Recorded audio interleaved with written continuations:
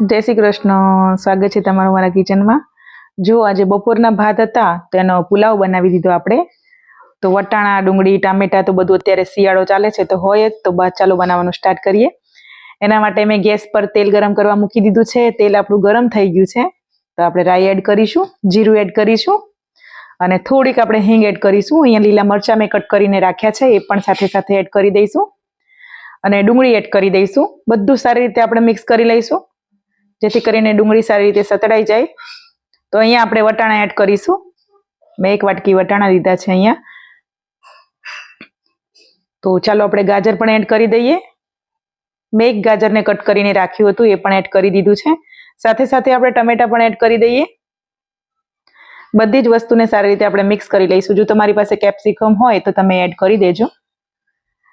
તો બધી જ વસ્તુને સારી રીતે મિક્સ કરીને આપણે અહીંયા મસાલા કરી લઈશું. ટેસ્ટ પ્રમાણે મીઠું એડ કરી દઈશું. થોડીક નાની ચમચી આપણે હળદર એડ કરીશું. ધાણા જીરું પાવડર, લાલ મરચું પાવડર એડ કરીશું. બધા મસાલા તમે તમારા ટેસ્ટ પ્રમાણે એડ કરવાના છે. અહીંયા અડધી ચમચી ગરમ મસાલો એડ કરીશું. બધું જ સારી રીતે આપણે મિક્સ કરી લઈશું. મસાલા ના બળી જાય એના માટે ગેસની ફ્લેમ એકદમ ધીમી રાખવાની છે. તો બધા જ મસાલા સારી રીતે સતળાઈ જાય છે અહીંયા. તો તમે જોઈ શકો છો વટાણા, ગાજર ને બધું જ સારી રીતે પાકી ગયું છે. તો અહીંયા આ ટાઈમે આપણા જે વધેલા ભાત હતા બપોરના એ એડ કરી દઈશું. બધા જ ભાત એડ કરીને સારી રીતે આપણે અહીંયા મિક્સ કરી લઈશું.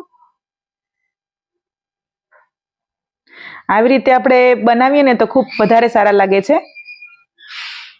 ભાત બનાવીને પછી આપણે આવી રીતે વઘારીએ ને બધી વેજીટેબલ્સ એડ કરીને તો ટેસ્ટી લાગે છે એકદમ પુલાવ.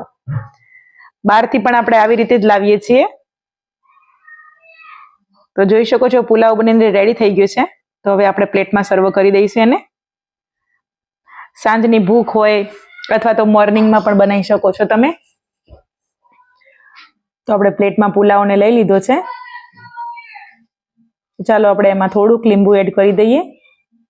જો તમને મારા વિડીયો પસંદ આવતા હોય તો મારી ચેનલને લાઇક, શેર અને સબસ્ક્રાઇબ કરજો. નવા વિડીયો જોવા માટે મારી સાથે બન્યા રહેજો.